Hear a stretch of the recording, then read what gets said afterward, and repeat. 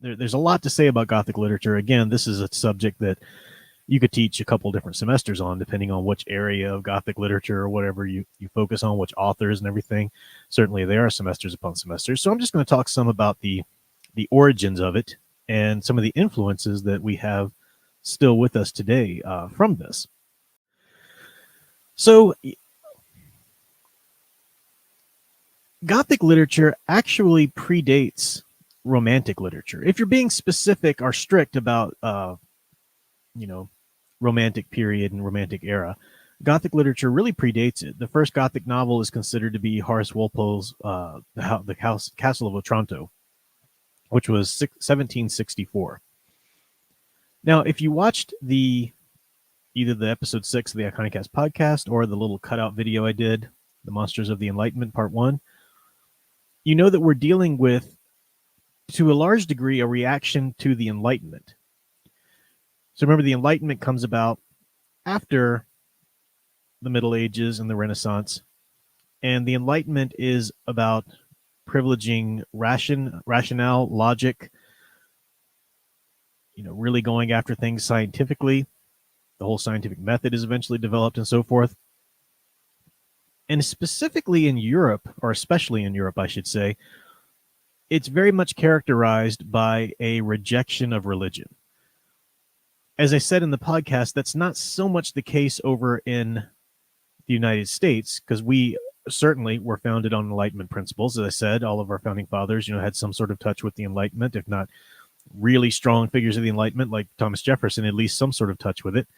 And a lot of our founding documents and principles and things that are still with us today as a country and as a culture, certainly we get from the Enlightenment. The Enlightenment's still with us big time today, period, just in the world. But in the United States, we never really divorced Enlightenment ideals from the idea of a creator God or from the idea of religion at all. Later, when the French were having their revolution, they were reacting against tyranny and being controlled, and there was certainly corruption in their monarchy. There was also corruption in the Catholic Church that had, at least the Catholic Church there, governing over France, here and there. So there was a real like an atheistic reaction to religion in Europe, especially in mainland Europe. Didn't really have that in the United States because we were already a nation, even in the colonies, of so many different religions, so many different Christianities. Catholicism, Anglicanism, the Congregationalists, the Puritans, the Quakers, and Dutch and so forth. So it was more about religious freedom to practice whatever religion you wanted to, or none, if that's what you chose. So it is a little bit different if you grew up hearing about the Enlightenment from sort of the American history perspective. You might not quite understand the import of it and how anti-religion and anti-God or anti-anything supernatural it was. But here we got the first Gothic novel coming out in 1764, and Gothic literature, it's characterized, it really was a precursor of the Romantic period, because we talked about how the Romantic period in that episode, specifically the first generation of Romantics, the Samuel Taylor Coleridge, Wordsworth, Blake, they very much were saying, hey, no, you can't just disregard any idea of the soul or of a supernatural world, a life, hereafter, a creator God even. Sometimes that's characterized all the way into Christianity by some of the Romantic writings. But Gothic literature started to voice that sentiment to some degree or another before the Romantic era. It's called Gothic literature. It gets its name from The Castle of Otranto, the first novel by Horace Walpole. He calls it, if you look at the original title of it, he calls it The Castle of Otranto, a Gothic story. In Gothic, he's meaning Middle Ages, the Gothic, the Goths and whatnot. There's a Gothic revival of architecture that happens around that era too. So Gothic basically just means that time period, of the Middle Ages. And he called it a Gothic story because he was hoping to pass The Castle of Otranto off as like, oh, this is a story that was just found. It actually comes from the Middle Ages of Europe, that kind of thing. But the name stuck, and of course all these novels that poured after it, so many different. It was the it was the popular fiction of the time. And now we've got sort of the ones that stand out to us. You might have heard of Anne Radcliffe with the Mysteries of Udolpho, The Monk, the Matthew Lewis, uh, Vathic by Beckman, I think was his name. Uh, there's a bunch of others. You can take a whole semesters on Gothic literature, and it's certainly still with us today. Of course, in the United States, Gothic literature developed a little bit differently. Poe and Hawthorne were the first to really start tackling it, but it's going to be slightly different in the United States, remember, because we don't really have a huge atheist movement to react against. And by atheist, I'm talking about not necessarily, the Gothics are Christians and they're reacting against the atheist Enlightenment. No, Gothic literature is wanting to re-embrace the supernatural, to re-embrace ideas of the soul or of something out there, powers out there that maybe the natural world and all of your science can't quite totally explain. So there's a lot of stories about, ghosts and things like that. So, certainly Poe in America, it went on to be the Southern Gothic. That was a branch of genre that developed from it with Faulkner, Flannery O'Connor, and so forth. And as we'll see, Gothic literature still is very much a part of all of our horror films, whether that's just sort of the ghost story, the paranormal, or even like into a slasher film. The Gothic literature is still there. So Castle of Otranto, many of them develop, and there's some certain tropes that develop in Gothic literature. Some of them do sort of set the time period back in the Middle Ages, the Monk, Castle of Otranto, and so forth. A lot of them, though, even if they're technically set in a different time, there's still this sort of clashing of the times. There's quite a common theme is to place characters from the contemporary setting of the late 1700s, 1800s, and so forth, to place them in an old castle, an old structure. This is like the first thing that has to be there for a Gothic fiction. An old castle or an old manor, a family home, in America, because we don't really have castles over here so much, an old mansion, an old manor, an old structure of some kind, an old tower, an old something like that. And this is certainly goes all the way into Frankenstein. When we get to some of the major archetypal horror stories we're going to be talking about, we've touched a little bit on Frankenstein. We've looked forward to Dracula.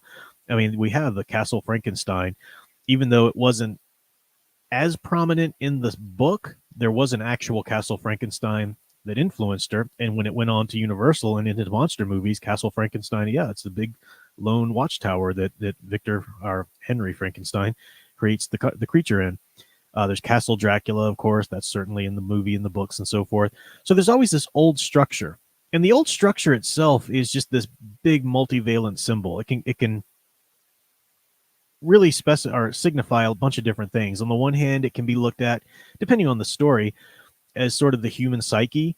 I mean, there's always these tunnels and underpassages, and secret doorways and whatnot, going into the subconscious and so forth. It can certainly be looked at, from more of a Freudian perspective, into the psychosexuality. It's also just on a more surface level, a picture of the past. You're dealing with an Enlightenment era that's trying to reject the past, the Middle Ages, and all of that religion and all of that stuff. We're men of the Enlightenment now. We're men of logic. We're men of all this kind of stuff. The empirical people, Well, the Gothic story by nature is putting somebody like that, or people like that, in this setting where they're in this old castle, for example, with these secret doorways and these haunted aspects to it and whatnot. So it's basically an assertion that you can't get away from the past. Sometimes Gothic literature might be saying something about how corrupt the past was. Quite often, family lines and hierarchical power structures and whatnot had corruption and passed down this or that, and these are things that the current generation, when the story, has to deal with and straighten out. That's a very common theme. So the past is kind of screwed up, but even so, we can't get away from it. We can't just escape it. We can't just say, we're not dealing with that anymore. We're men of the the now and whatnot. It's always there, and you have to deal with it. And it's also got it has a long reach, a haunting reach. It will haunt you, quite literally in the case of supernatural elements in the stories, but certainly in its effects upon you, and you have to deal with it. Now, one common, not in every Gothic literature or Gothic story, but a common thing that happens quite often is something happens to that structure, the house, the castle. Sometimes it crumbles altogether. You think about, I mean, the on the kind of the on the nose example of that is the Fall of the House of Usher by Edgar Allan Poe. The whole house is collapsing there, stuff like that. But that's sort of a an image of justice, of an overcoming of this of these wrongs that were done or whatnot. In England, with English Gothic fiction, and that's what we're going to talk about a little bit here for a second, because this is, of course, what Mary Shelley's Frankenstein would be considered. She's a British and English author, and certainly Bram Stoker, an Irishman there, a Briton, and Dracula. Robert Louis Stevenson with The Strange Case of Dr. Jekyll and Mr. Hyde.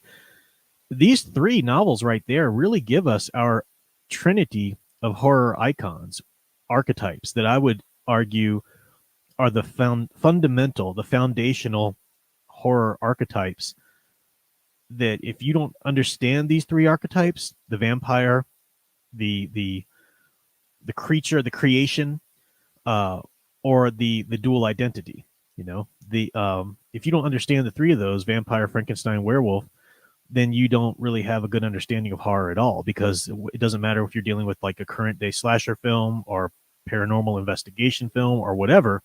You need these you need these three archetypes, and they all came to us in literary masterpieces between the 1800s. There, you got Mary Shelley's Frankenstein, The Strange Case of Dr. Jekyll and Mr. Hyde, just even like a novella by Robert Louis Stevenson, and of course Bram Stoker's Dracula.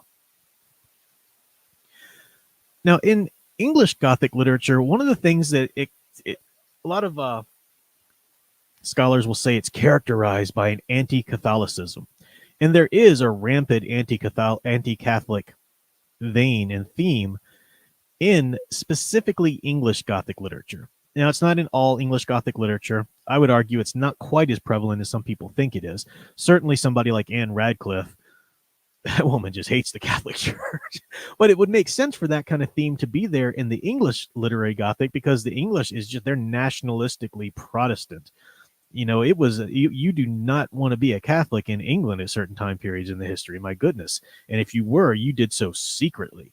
It's heavily believed by a lot of scholars, I certainly agree with it, that William Shakespeare was a Catholic, in disguise, Catholic undercover. You see those themes in his work, and I mean, you were put to death at different times in England's history if you were a practicing Catholic, because they broke from the Catholic Church, and the monarch, depending on who was on the throne at the time, their power, their claim to power by divine right and so forth, had to come by their definition of the Christian church, which became the Anglican Church once it broke away from Catholic Church. So it was a big deal.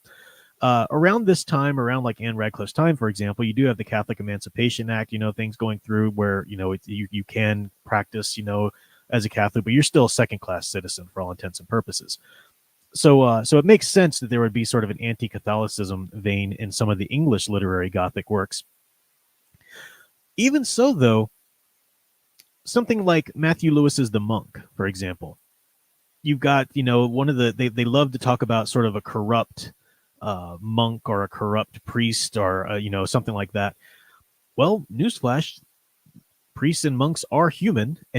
And if you're trying to think of some source of monstrosity, whether this is a character that becomes a sorcerer or a character that sort of opens the door for some sort of supernatural demonic influence or whatever, I mean, it's hard to think of a more tragic choice than somebody who's taken the holy orders and actually devoted their very life to the service of God and church to suddenly, go back on that.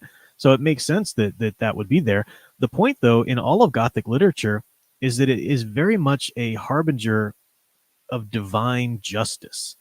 Even in The Monk, which has these, this particular monk, just doing these horrible tragedies, sexual, violent, just all these kinds of things, divine justice takes place in the end. The literary genre, the literary genre of the Gothic tells us that there's a right and wrong, no matter what you think scientifically about it, there's a divine right and a divine wrong. And sometimes even the so-called anti-Catholic literary Gothic or Gothic literature, I think, if you look at it in the right angle, it's actually very much confirming, if not a Catholic structure, the fact that there should be or needs to be or is a spiritual hierarchical authority on earth, even the way they're written. So, going on and on about that. But, again, the English literary Gothic is just sort of a short cut of that. Before I talk specifically about, let's say Mary Shelley's Frankenstein, Dracula, or Strange Case of Dr. Jekyll and Mr. Hyde, there's one little aspect or one sort of offshoot of the Gothic literature that I think is important to note because I'm interested in how it develops, especially in the United States. I mentioned Anne Radcliffe. She's one of the authors that gets named or is considered Gothic literature. I have a hard time actually considering her Gothic literature because Anne Radcliffe, The Mysteries of Udolpho, some of her other works, one of the key aspects of her work is that whatever the supernatural element is in the story, it's always explained in the end. It's kind of like a Scooby-Doo gang moment, we're like, oh, we thought it was a ghost, but it was really you pretending to be the such and such because you wanted the inheritance from the treasure and that kind of thing. And that's fine. I love it in Scooby-Doo. But if I'm supposed to be reading Gothic literature, I don't want the supernatural explained away. I think that I hate her work because of that, actually. So that bugs me a lot. But one of the things that her stories in particular, with that sort of, okay, it's something presents itself as supernatural, and then we need to figure out what's really going on behind it. It turns it into a mystery, right? Scooby-Doo would not be around if it wasn't for Anne Radcliffe's particular Gothic literature. And I think that's really cool that it sort of develops into detective fiction. Now, Edgar Allan Poe would be the one to actually make that full transition because he himself was a Gothic author, writing very Gothic, very supernatural, twisted, terrifying tales. And he also turned that into writing mysteries, the Purloined Letter, Strange Case of M. Vandemar. What's the other one? The cigarette girl influenced one. Can't think of right now. But of course, Murders in Rue Morgue. These his Monsieur Auguste Dupin, which was a prototype for Sherlock Holmes. So he developed detective fiction that comes out of the Gothic literature. I just think that's interesting to note, even though I don't think detective fiction should be considered itself Gothic literature. It's heavily influenced by, it can have certain notes of. Now, I haven't yet really talked about some of the big identifiers of Gothic literature, such as the atmosphere, a sense of the sublime, this overwhelming beauty, depending on whose definition of sublime you take from different philosophers and authors. It kind of can be a little bit divorced from beauty and be so overwhelming that it's almost sort of an awe-struck fear even, but this overwhelming sense of that, and it often comes from nature. And when you twist that, you're going to bring about horror, like in Mary Shelley's Frankenstein, or Strange Case of Dr. Jekyll and Mr. Hyde. You're twisting the nature of the self, the human being, the psyche, the duality. There is a darkness within you. If you keep denying it, that's the great message of Dr. Jekyll and Mr. Hyde, is that there is darkness within you. Don't just go around saying you're a contemporary man of reality and science and a modern man. We don't, we're in civilization. We don't just rape and murder our relatives and blah, blah, blah. Well, if you deny that shadow possibilities are within yourself, then you're just waiting for it to seize its moment and lash out. It's about integrating the self, which, we would argue is a healthy thing to do, the shadow and so forth. But The Strange Case of Dr. Jekyll and Mr. Hyde really gives way to the actual werewolf story. Of course, stories of werewolves, predated that. But in terms of the literary setup there, construct, it's the idea that, ultimately in the wonderful Universal film, even a man who's pure of heart and says his prayers by night can become a wolf when the wolfbane blooms in the full autumn light or full moonlight. I forget what it is.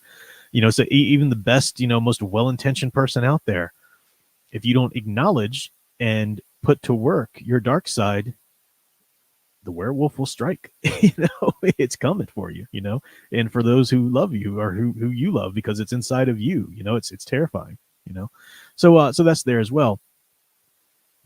The interesting thing about Dracula, and we're going to go so much far deeper into these novels between now and Halloween, and this is something that has stuck with a lot of horror stories, certainly a lot of Gothic fiction. You've got this unholy monster, Dracula. And depending on the different tellings of Dracula, especially the ones coming after him, he's either, Vlad Tepes, Vlad the Impaler, who sold his soul to Satan somehow to get these powers and become this otherworldly creature, or he's, the Nosferatu was an actual, like, a creation of a demon, or somebody who made a deal with a demon, and all these kinds of things. Yeah, it goes on and on. But you got this unholy, very satanic villain, and you would think that, okay, well, the hero's got to be, who can combat that, but a holy character, then, whether an archangel himself or a priest or somebody like that. Yes and no. This brilliant character of Dr. Van Helsing develops, who's a fascinating character. I love the character of Dr. Van Helsing, specifically in Bram Stoker's Dracula, because he's a doctor. On the one hand, he's a man of science, but he's not a British man of science. He's Dutch. And he's also a Catholic. And he not only believes in science and galvanism, and he's on top of all of the modern practices, but he also knows the superstitions. He knows the vampire tales from Scandinavia or Bulgaria, where they originally came from, and he knows these things, and he knows these superstitious sort of folk practices that actually work, as well as the actual Catholic accoutrements. He uses holy water. Does he use holy water in the first novel? I know he uses the host, the Eucharistic host. And you think, okay, how does this man have access to the Eucharistic host? Because technically you have to be a priest to even have access. Now, maybe he got it, maybe he stole it, who knows? I don't think he would steal it, because he's he's in that aspect of him, he's a very holy man. But there's all kind of speculation. Was he a priest in his day before he, for whatever reason became a doctor or so forth? Who knows? Was he a seminarian, before he decided not to go that path? Who knows? But he's a fascinating character. So in order to combat the modern monster, Dracula tells you, and Dracula is so much deeper than this. I'm just saying one little thing that Dracula tells us is that the novel of Dracula, literary masterpiece as it is, tells you that it doesn't matter how modern and how godless your life or philosophy or outlook is. Real evil exists. Supernaturally anti-God demonic evil exists, and it's going to show up in some way or another. And how do we combat that in our modern world? Well, on the one hand, we don't just pretend that our science and our developments and our technology don't exist. We don't just do that. We don't just go running to whatever sort of folk remedy. No, we go ahead and practice our modern developments, but you can't deny religion, the tradition of religion, and just the tradition of our mythology. You need all of that to combat this. The unholy needs to be combated by God, and God is in terms of the humanity, to embrace God is sort of his side in this fight. In terms of a monster story, you have to embrace everything that humanity has developed and created. In terms of progress. I don't know if I'm being very clear there, but that's just something we could go a lot deeper in with Dracula. It's a great story. You certainly see the Gothic literature with us today in all of our horror films. You think about whether it's the Amityville Horror, any kind of haunted house, movie, Carrie, any sort of, they've got this sort of old house, which is, even if it's just a, American made home, it's sort of got Gothic touches to the structure. You'll see that a lot. You'll see the aspects of the story just give you a sense of horror, of unease, even if it's, some college kids on a, alcohol fueled, party weekend or whatever. They at some point they have to cross over into a territory of the Gothic, whether it's, I'm thinking, like, for example, the remake they did of House of Wax, which of course was nothing like the Vincent Price classic, but the remake, you got people cross this threshold over into a horror, a Gothic influenced horror world. One of the reasons I'm not giving you sort of a bullet pointed list of the attributes of Gothic literature, I've mentioned some and I've talked about, generally what makes a good Gothic literature, is because if you talk about a formula for Gothic literature, it's kind of like the hero's journey. When you talk about, the stages of a hero's journey, it depends on which applications you're putting it in, depends on which comparative mythologist has come along and revamped the list a little bit. You can certainly always see the main stages that exist and come up, but certain this scholar or that scholar will tell you, well, there's actually this and there's also this and there's also this. I'm trying just to sort of distill things, into the main bits there. But it's certainly with us, yeah. So I definitely would recommend. Castle of Otranto is a great Gothic novel, and it's very quintessential too, being the first. You'll see a lot of these there, and it's pretty fascinating stuff. It's not a incredibly long read. Some Gothic novels became long. I just finished. Oh my gosh, Varney the Vampire or the Feast of Blood. It's a vampire story that predates Dracula, and that's why it's so important, because a lot of the vampire pieces of the vampire lore, some of which actually develop in this Varney the Vampire story. But it was, and it's Gothic on one respect, but it was also serialized, in its publication through these little penny dreadfuls, where the authors would get paid for how many lines that they wrote and published.